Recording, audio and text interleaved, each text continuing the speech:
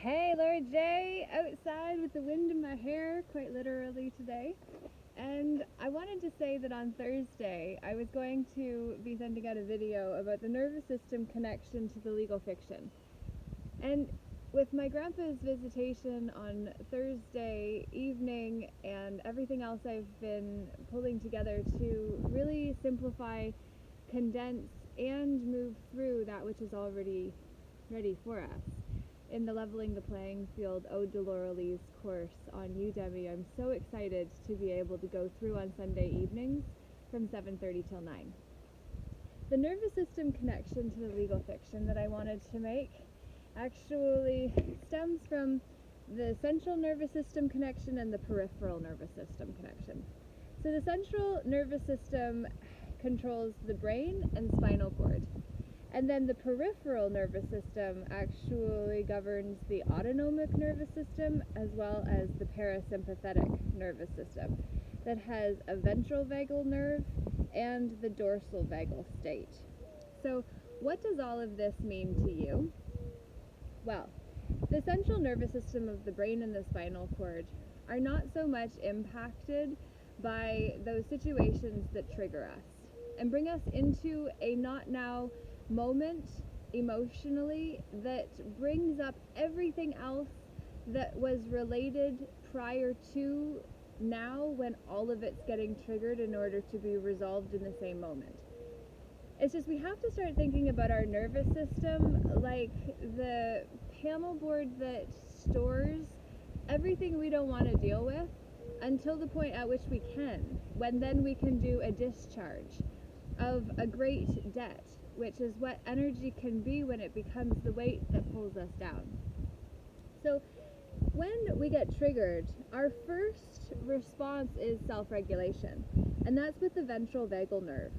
So when the parasympathetic nervous system's ventral vagal nerve kicks in and says, okay, start breathing yourself into the moment, ground yourself, start noticing your environment, using the tools that can call you present compared to this not now moment you've now been triggered into.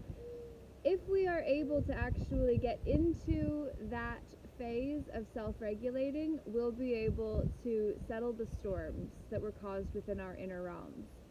But if we can't, we're actually going to go into a fight, flight, flee, fawn, fornicate, F off kind of mode. But this is actually the sympathetic nervous system's response. When we go into that reactive, get the extremities filled with blood in order to be able to go. Actually, I'm pretty sure it's removing the blood from the extremities in order to be able to direct the go piece to the organs to be able to compel that directive. But the point is that when we're in a reactive mode of really trying to deal with the emotions that have showed up within the environment, we need to recognize there are two environments at play, the external environment and the internal environment. And so when we're in that reactive fight, flight, not freeze, because that is the third state of the shutdown state within the dorsal vagal state, which is where we collapse, we shut down, we freeze. Our system literally doesn't know what to do. We numb out because we're terrified we're about to die on an unconscious, subconscious level. And so when we better understand self-regulation is the first response that our body turns to if possible. But if it can't get there, then it's going to go to the fighting, flighting, fornicating, fleeing, fawning. Those F's are what it will go to before then shutting down because it can't go anywhere else. And in my book, I actually talk about the experience of passing out because my nervous system got so triggered, I literally shut down and collapsed.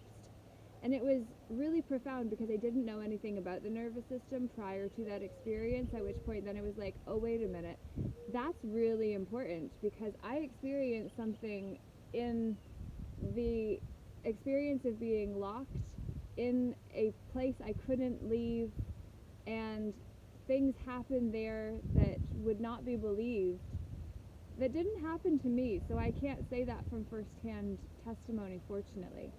But it was the realization that I was where that could possibly happen, and people already didn't believe me because of the circumstances I was in, so they wouldn't have likely believed that either, which is why it's a problem within these institutions. I think I might be sitting on a bloody ant hill because I'm starting to get what feels like bites on my butt. So I'm going to keep this short and sweet, but simply say that the nervous system connection to the legal fiction is actually about the counterfeiting of all things.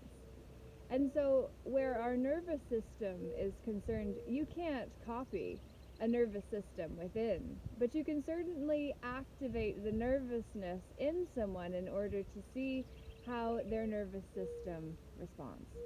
And I believe that is largely what has been going on with us, and whoever observes this giant plantation that we are all living on, this beautiful place where everything has been about earning your way and leaving joy at the beginning and end of the journey so that we can earn our way for the rest of it, because that's what URNE means.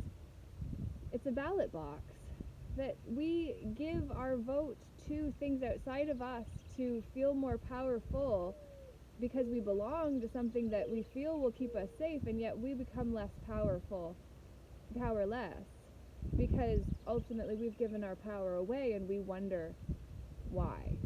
So the counterfeit system requires us be disempowered.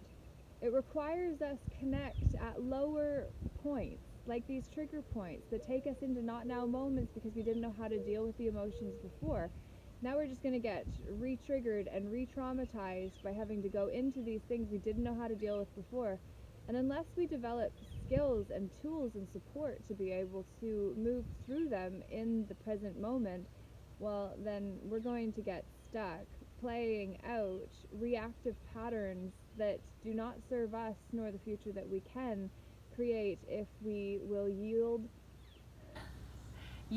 to the repetition of stories that no longer serve us, and wield our pen in powerful ways where we can right wrongs by saying that's not right, and then we can make our propositions as to how we believe that issue or problem could be remedied. And when we propose a solution, then something else is going to have to make a counter suggestion, or else our suggestion could well be the best one. Because just because we don't know for sure the solution, the answer, doesn't mean we shouldn't try or even offer the drop that we got that didn't make sense because it didn't make sense to us. But that doesn't mean it wouldn't make sense to someone more well-versed in the area of specialty that you got the drop about. And when we're connected, then the one with the specialization is able to connect with the one that gets the drop, and then together we unify this whole place.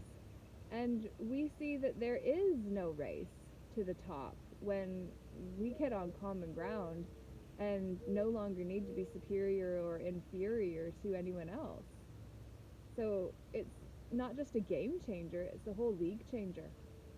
And I hope that this has been helpful in terms of helping you really see the difference between the nervous system of the body and the nervousness that gets triggered because of unprocessed emotions that are still hidden within the nervous system of the body, just in a less noticed place so that it doesn't constantly trigger us, but certainly keeps us alert to circumstances like the first or second or however many times we've had to go through the experience, had to being obligatory, which is victim language in and of itself, identifying as I go just so that you know, as you go through your storytelling process, what might happen too. Pay attention to the language, because it's the spells that are being cast in our lives. Then ask the questions that call us present, and then see how we thrive. That's my BS. Take it or leave it, but leave a comment down below and let me know what it means to and for you. Thanks.